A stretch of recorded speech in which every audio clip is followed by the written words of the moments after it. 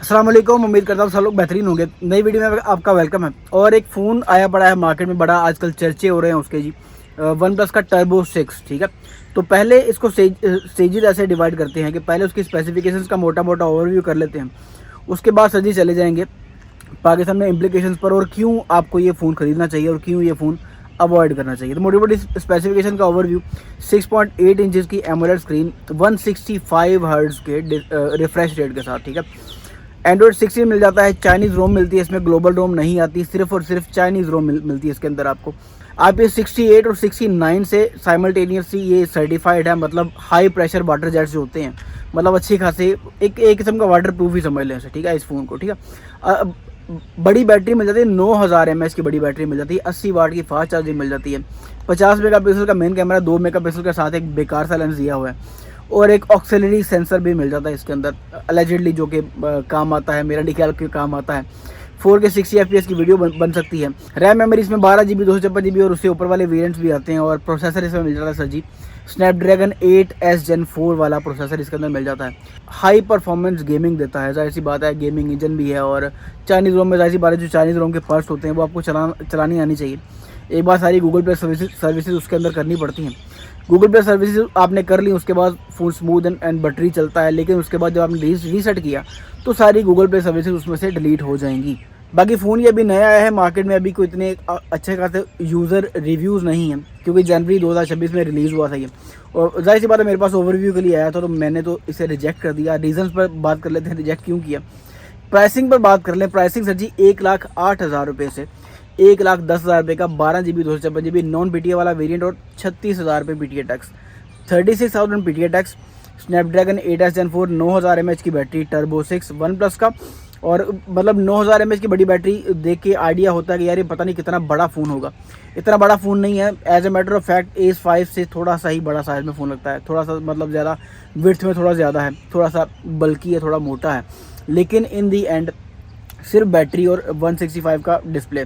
अब यहाँ पे गिव एंड टेक कर लेते हैं। 165 का डिस्प्ले आप गेन कर रहे हैं, साथ में आप गेन कर रहे हैं सर जी बड़ी बैटरी। बड़ी बैटरी का मतलब है कि अगर 120 FPS पे 120 पे भी आप रखते हैं अपनी स्क्रीन का रिफ्रेश रेट, फिर आपको अच्छा फ़ायदा होने वाला है। अगर 165 पे रखते हैं आप स्क्रीन को, तो फिर तो बैटरी ज़्यादा टाइम लास्ट नहीं करेगी। फिर Ace 5 में और उसमें फ़र्क क्या रह गया। और एलिजिडली ये बूस्ट भी करता है गेमिंग को 165 फ्रेम्स पर सेकंड पे भी। मतलब कंपनी ये क्लेम करती है कि जी 165 हर्ट्ज़ का इसके अंदर पैनल है, तो 165 FPS की गेमिंग भी ये फ़ोन प्रोवाइड करता है, ठीक है। अब आ जाते हैं जी इसकी गिव एंड टेक पे कि क्यों ये मुझे क्यों नहीं ये फ़ोन समझ आता। प्राइसिंग देख लें, 1,10,000 रुपये अगर सेफ साइड 12,256 वाली प्राइस देख लें, तो स्नैपड्रैगन 8S Gen 4, ठीक है। डिज़ाइन की बात करूँ तो मुझे बड़ा भद्दा सा डिज़ाइन लगा। बिल्ड क्वालिटी Ace 5 से बेहतर नहीं है। बस मतलब Ace 5 अगर आपने एक हाथ में पकड़ा और दूसरे हाथ में आपने ये वाला फ़ोन पकड़ा, तो Ace 5 थोड़ा ज़्यादा प्रीमियम लगेगा। या 13T को देख लेते हैं। 13T अगर आपने एक हाथ में पकड़ा हुआ है और 13T एक हाथ में पकड़ने के बावजूद साथ में आपने ये पकड़ा, तो 13T आपको ऑब्वियसली ज़्यादा प्रीमियम फील होगा। लेकिन इन दी एंड 13T एक छोटा मतलब साइज़ का मॉडल है, और ये थोड़ा साइज़ स्क्रीन साइज इसमें बड़ा मिल जाता है। कैमरास की बात करें तो कैमरास एक्सपीरियंस मुझे जिटरी फील हुआ, को बहुत एक्सीलेंट कैमरा एक्सपीरियंस नहीं है। कैमरा इन दी एंड आपको OnePlus 13T में ही बेहतर मिलने वाला है। लेकिन OnePlus 13T अगर आपको स्नैपड्रैगन 8 Elite के साथ अगर 110 का मिल जाता है, 115 तक भी अगर फॉर एग्जाम्पल मिल जाता है, 8 Elite वाला फ़ोन, बेहतर कैमरा सेटअप मिल जाता है। लेकिन उसका जो टैक्स है वो 50,000 रुपीज़ है, ठीक है। OnePlus 13T का टैक्स 50,000, तो इन दी एंड वो आपको इससे ज़्यादा कॉस्ट करने वाला है।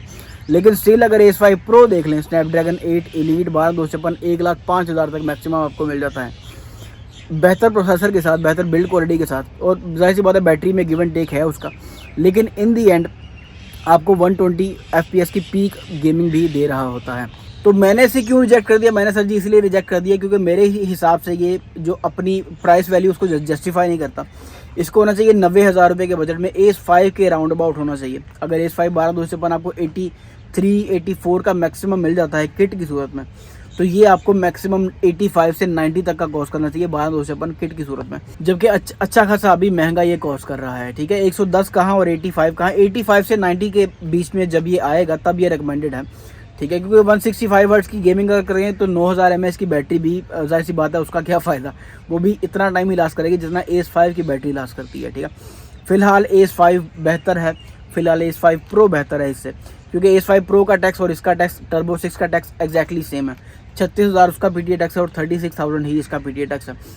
तो मेरे हिसाब से ये रिकमेंडेड नहीं है अनलेस ये 85 से 90 के बजट में आता है।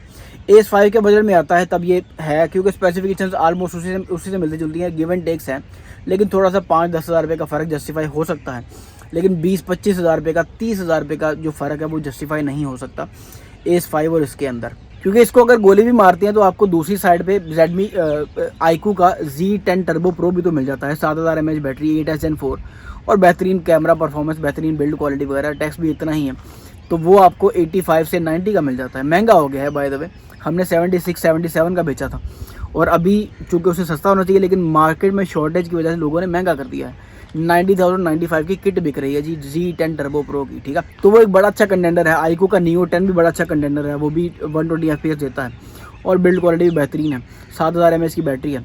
तो सिर्फ आपने डिसाइड करना है कि 165 हर्ट्ज़ के लिए 165 FPS गेमिंग अगर ये देता है ये फ़ोन एक्चुअल में, और बड़ी बैटरी के लिए बेकार कैमरा सेटअप और बेकार बिल्ड क्वालिटी, मुझे बेकार लगी है, सॉरी, आपको अगर बेहतर लगी हो तो मैं माफ़ी चाहता हूँ, लेकिन इन दी एंड मुझे बेकार लगी है। तो आपने ये डिसाइड करना है कि क्या ये सेक्रीफाइस बनती है S5 या Z10 टर्बो प्रो या Realme Neo 7 से 30 हज़ार रुपये ऊपर का बजट ये जस्टिफाई करता है या नहीं करता।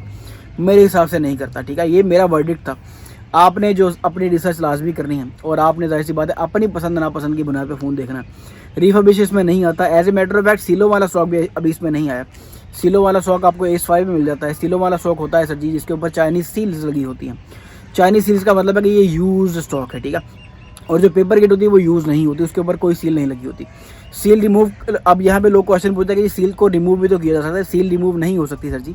सील लगने का पर्पज़ ये होता है कि ये बैकअप की सील है। अगर फ़ोन में कोई इशू आता है तो वो बैकअप क्लेम हो जाता है, इसलिए जो इम्पोर्टर है, जो शॉपकीपर है, वो सीलों को नहीं उतार सकता। तो टर्बो 6 अभी तक सर जी मार्केट के अंदर सीलों वाला स्टॉक नहीं है, यूज स्टॉक नहीं है, सिर्फ पेपर किट ही है आई पड़ी है। डिसाइड आपने करना है अपनी कॉन्शियसनेस के हिसाब से। मेरा जो वर्डिक्ट था मैंने वीडियो में बता दिया। मिलते हैं इंशाल्लाह किसी अगली वीडियो में, तब तक अपना ढेर सारा ख्याल रखिएगा। अल्लाह हाफिज़।